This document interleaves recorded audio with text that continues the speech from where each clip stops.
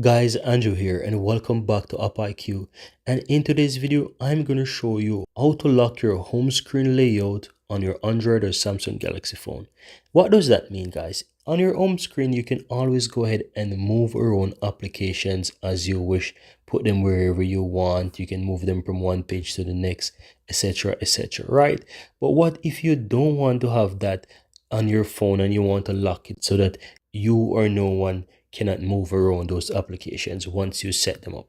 It's easy to do. So all you have to do is just swipe up, go to your settings, guys, and go to home screen.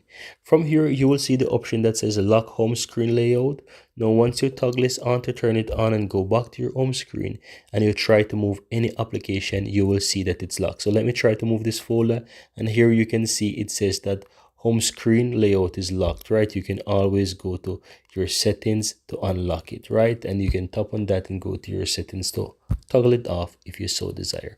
But that's how easy it is, guys, to enable lock home screen layout on your Android or Samsung Galaxy phone to prevent items from being moved around or removed or repositioned on your Android or Samsung Galaxy phone. Very easy and very simple.